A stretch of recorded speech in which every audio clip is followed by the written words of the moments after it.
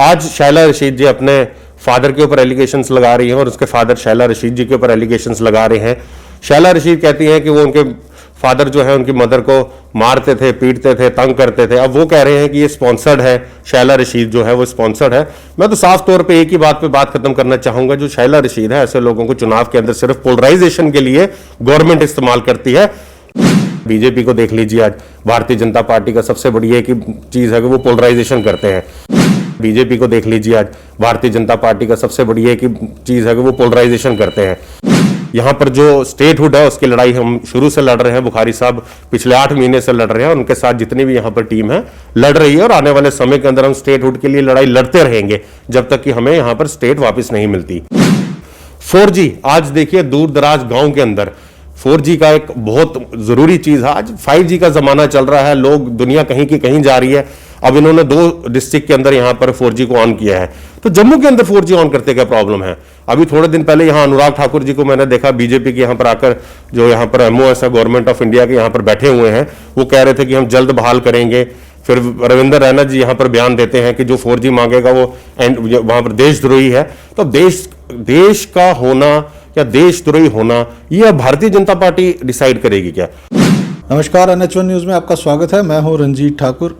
इस समय हमारे साथ जुड़े हैं जम्मू कश्मीर अपनी पार्टी के जम्मू सेंट्रल के कोऑर्डिनेटर प्रणब सगोत्रा, और इनसे बात करेंगे कि जिस तरीके से DDC के इलेक्शंस चल रहे हैं, किस तरीके से इनकी पार्टी जो है वो मैदान में उतरी है, किस तरीके से आप देखते हैं सर जम्मू सेंट्रल में जितने भी आपके कैंडिडेट्स हैं, किस तरीके से आप देखते हैं जो इलेक्शंस हो रहे हैं, कहाँ पर स्टैंड करती है पार्टी? आपकी भी 8 महीने पुरानी पार्टी है, ज़्यादा वक्त नहीं मिला आपको, तो किस तरीके से काम हो रहा है? सबसे पहले तो नमस्कार। देखिए, हमारी पार्टी जो है अभी पिछले 8 महीने हुए उनको बने हुए, मगर हमने हर जगह कोशिश की कि हम अच्छे कैंडिडेट्स दे सकें। राजौरी हो, पुंछ हो, डोडा हो, किश्तवाड़ हो, जम्मू हो, कठुआ हो, सांबा हो, हर जगह पे हमने कैंडिडेट्स खड़े किए हैं। और हमारे जो कैंडिडेट्स हैं वो हमें उम्मीद है एक अच्छा चुनाव लड़ेंगे, क्योंकि पार्टी हमारी नई है।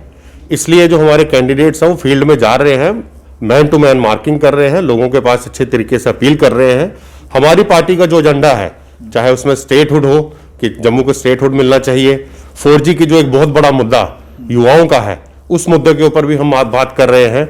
बाकी जो कैंडिडेट्स के अपने लोकल मुद्दे हैं, अपने अपने इलाके के, वहां के, चाहे वो बिजली है, चाहे वो पानी है, चाहे वो अस्पताल है, चाहे वो स्कूल से रिलेटेड कोई चीज़ है, उसको लेकर भी हमारे जो कैंडिडेट्स हैं वो चुनाव लड़ रहे हैं।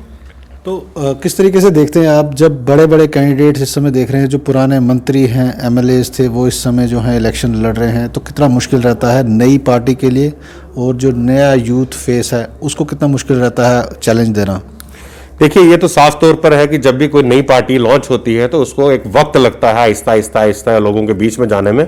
लेकिन फिर भी हमारी पार्टी ने पिछले 8 महीने के अंदर अंदर जिस तरीके से नेशनलिस्ट बात की है, पूरे देश की बात की है, जम्मू कश्मीर के लोगों की बात की है, मुश्किल तो जरूर रहता है नई पार्टी के लिए। अब जैसे आपने कहा, यहाँ पर पूर्व मंत्री, पूर्व विधायक इलेक्शन लड़ रहे हैं, टफ होता है, लेकिन फिर भी हम कोशिश करेंगे कि हम अच्छा चुनाव लड़ें। एक चुनाव जीतना और हारना एक सेकंड इशू है, मगर एक अच्छा चुनाव लड़ना सबसे महत्वपूर्ण बात है। उस चीज को लेकर हमारी पार्टी अभी मैदान में है और हमें उम्मीद है कि जनता भी हमारा साथ देगी और हम एक अच्छा चुनाव लड़ेंगे। तो जिस तरीके से पॉलिटिक्स देखी जाए, आपकी पार्टी के जो प्रेसिडेंट हैं वो कश्मीर से बिलोंग करते हैं, कश्मीर से भी कई यूथ लीडर जो हैं वो सामने आए हैं, मगर जो इस समय जो इशू जो बना हुआ है कि शैला रशीद जिस तरीके से JNU की लीडर हैं, उनके फादर कल एलिगेशन लगाते हैं कि वो उनसे जान की जो है वो धमकी मिल रही है, उन्हें अपनी जान का खतरा है, इसलिए वो जम्मू आकर प्रेस मीडिया के सामने आए। तो क्या लगता है आपको कि जिस तरीके से शैला रशीद बड़ी लीडर हैं JNU की, और उनकी पार्टी आपने देखा होगा इस समय तो पार्टी में वो हैं कि नहीं है हम जानते नहीं, मगर क्या देखते हैं आप? देखिए, ये तो आमतौर पर एक साफ बात है कि शैला रशीद जैसे लोगों को चुनाव के अंदर इस्तेमाल किया जाता है। अब जब भी देखिए चुनाव होते हैं तो इस प्रकार के लोग समाज के अंदर सामने आ जाते हैं। आज शैला रशीद जी अपने फादर के ऊपर एलिगेशंस लगा रही हैं और उसके फादर शैला रशीद जी के ऊपर एलिगेशंस लगा रहे हैं। शैला रशीद कहती हैं कि वो उनके फादर जो है उनकी मदर को मारते थे, पीटते थे, तंग करते थे। अब वो कह रहे हैं कि ये स्पॉन्सर्ड है, शैला रशीद जो है वो स्पॉन्सर्ड है। मैं तो साफ तौर पे एक ही बात पे बात खत्म करना चाहूंगा, जो शैला रशीद है ऐसे लोगों को चुनाव के अंदर सिर्फ पोलराइजेशन के लिए गवर्नमेंट इस्तेमाल करती है। और हमारे जम्मू कश्मीर के लोगों को ये समझना चाहिए कि इस प्रकार के लोगों से हमें बचना है और आने वाले समय के अंदर हमें एक भाईचारा कायम करना है। बाकी जो जुडिशली यहाँ पर है, पुलिस यहाँ पर है, वो लोग इसका पूरी अच्छी तरीके से जांच करें और जो साफ दूध का दूध है, पानी का पानी है, उसको करें। तो मैं यही अंत में कहना चाहूंगा, उनका फैमिली मैटर है ये, तो इसको उनका फैमिली मैटर को उनके फैमिली तक ही रखना चाहिए। समाज के अंदर इलेक्शन के अंदर इस्तेमाल करने के लिए इस तरीके की चीज़ें जो है वो समाज के अंदर अच्छी नहीं होती। मगर इलेक्शन के बीच में जब इस तरीके का इशू सामने आता है और उसे अगर पॉलिटिकल पार्टीज हाईजैक करती हैं, तो उसको आप क्या देखते हैं, कितना डैमेजिंग रहता है दूसरों के लिए? देखिए, जो पॉलिटिकल पार्टीज हैं, हर एक पार्टी का अपना रहता है कि चाहे पोलराइजेशन कर करें। बीजेपी को देख लीजिए, आज भारतीय जनता पार्टी का सबसे बड़ी एक चीज़ है कि वो पोलराइजेशन करते हैं। हर जगह उन लोगों ने पोलराइजेशन करनी है। अभी पीछे काफ़ी सारे ऐसे इंसिडेंट हुए जो शुरू से भारतीय जनता पार्टी की ये चीज़ रही है। हाँ, हर एक पार्टी हर एक मुद्दे को कैप्चर करने की कोशिश करती है जिस चीज़ से उन लोगों को फायदा होता है। मगर मैं यही कहना चाहूँगा कि जो जम्मू कश्मीर के लोग हैं वो एक समझदार बुद्धिजीवी लोग हैं। बड़े पिछले 70 सालों में इन लोगों ने बहुत कष्ट देखे, चाहे यहाँ पर नेशनल कॉन्फ्रेंस की सरकार रही, बीजेपी की सरकार रही, पीडीपी की सरकार रही है, चाहे कांग्रेस की सरकार रही। तो हम यही उम्मीद लेकर चलते हैं कि हमारी जो पार्टी है ये किसी मुद्दे को हाईजैक करने की कोशिश नहीं करती। हम लोग सीधा एक देश हित की बात करते हैं और समाज के अंदर जो कॉमन मुद्दे हैं उन मुद्दों को लेकर आगे चलने की बात करते हैं। तो क्या देखते हैं आप, आपकी पार्टी में मैक्सिमम लीडर्स जो हैं वो बाहर से दूसरी पार्टी से लिए गए हैं, जिस तरीके से कांग्रेस में सबसे ज़्यादा लीडर्स यहाँ पर देखे गए हैं पीडीपी से हैं। तो क्या देखते हैं आप, इस इलेक्शन में कितना असर रहेगा उनको, और आप क्या एक्सपेक्ट करते हैं, कितनी सीटें आप लोग जीतेंगे? देखिए, हमारी पार्टी में जिस प्रकार आपने कहा कांग्रेस से आए हैं, पीडीपी से आए हैं, जो लीडरान आए हैं, काफ़ी सारे लीडर जो हैं बहुत सीनियर लीडर हैं, पूर्व मंत्री रहे हैं, सिटिंग एमएलएज थे। बहुत अच्छा चुनाव हम लड़ने जा रहे हैं, चाहे वो कश्मीर में हो चाहे हम जम्मू में हो। जनता हमारा साथ देगी और एग्जैक्ट सीट के लिए तो नहीं मैं कह सकता कि हम इतनी जीतेंगे इतनी जीतेंगे, लेकिन हम डीडीसीज काफ़ी जगह अच्छी तरीके से बनाएंगे यहाँ पर जम्मू कश्मीर रियासत, जम्मू कश्मीर यूटी के अंदर। तो मेन क्या एजेंडा रहने वाला है, अगर डीडीसी जिस तरीके से 70 साल के बाद पहली बार डीडीसी का इलेक्शन हो रहा है जम्मू कश्मीर में, क्या ब्रेन था इसमें, कि क्या लगता है आपको कि कितना चेंज आएगा अगर आपकी पार्टी इसमें लीड करती है या कोई और भी पार्टी आती है सामने, तो सबसे ज़्यादा इशू क्या रहना चाहिए, किस चीज़ पे ज़्यादा थ्रस्ट देना चाहिए जम्मू कश्मीर में? देखिए, जो लोकल मुद्दे हैं, पहले तो जो डीडीसी के काउंसलर्स जीत कर आएंगे उनके लिए तो मेन यही रहना चाहिए कि वो अपने इलाके के अंदर जो उनके लोकल मुद्दे हैं किसी भी चीज़ को लेकर, जैसे मैंने पहले कहा, पानी, बिजली, स्कूल, अस्पताल, एम्प्लॉयमेंट को लेकर, उसके ऊपर तो बात करें ही करें। मगर जहां तक हमारी पार्टी की बात है तो हमारी पार्टी का स्पष्ट स्टैंड है, यहाँ पर जो अनएम्प्लॉयड यूथ हैं उनको हम नौकरियाँ देंगे।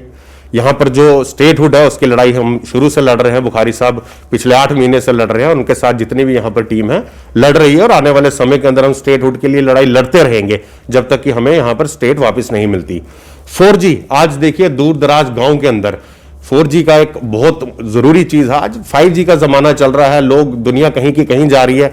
अब इन्होंने 2 डिस्ट्रिक्ट के अंदर यहाँ पर 4G को ऑन किया है, तो जम्मू के अंदर 4G ऑन करते क्या प्रॉब्लम है? अभी थोड़े दिन पहले यहाँ अनुराग ठाकुर जी को मैंने देखा, बीजेपी के यहाँ पर आकर, जो यहाँ पर MOS है गवर्नमेंट ऑफ इंडिया के, यहाँ पर बैठे हुए हैं, वो कह रहे थे कि हम जल्द बहाल करेंगे। फिर रविंद्र रैना जी यहाँ पर बयान देते हैं कि जो 4G मांगेगा वो वहां पर देशद्रोही है। तो देश का होना या देशद्रोही होना ये भारतीय जनता पार्टी डिसाइड करेगी क्या? हम लोग नेशनलिस्ट लोग हैं, इन लोगों से हमें सर्टिफिकेट नहीं चाहिए। हाँ, हमारे जो मुद्दे हैं 4G को लेकर, उस 4G के मुद्दे को लेकर हमारा स्पष्ट स्टैंड है। दूर दराज के जो लोग हैं, लोगों को ऑनलाइन क्लासेस चल रही हैं, कोरोना की महामारी है, बच्चे जो है वो सफर कर रहे हैं, तो 4G का भी हमारा एक मुद्दा रहेगा। फिर जो कश्मीरी पंडित हैं उनको वापस वैली के अंदर सेटल किया जाए, उसका भी मुद्दा रहेगा। वीमेंस जो है, जो औरतें हैं, उनको बराबर का हक मिले, यहाँ पर रिजर्वेशन प्रॉपर तरीके से हो उनके लिए, उसके लिए भी हमारा मुद्दा रहेगा। इसी प्रकार से हमारी मैनिफेस्टो के अंदर सारी की सारी चीजें हमने लिखी हुई हैं। इन चीजों को लेकर हम आने वाले समय के अंदर चुनाव जो है ये अभी वाला भी लड़ रहे हैं, आने वाले समय के अंदर लोगों के साथ जुड़कर उन्हीं की आवाज के साथ आवाज मिलाकर हम आने वाले समय के अंदर चलेंगे। तो मेरा लास्ट क्वेश्चन आपसे रहेगा कि अक्सर आपकी पार्टी को कहा जाता है कि भारतीय जनता पार्टी की बी पार्टी है और आप सिर्फ वोट काटने के लिए यहाँ बैठे हैं।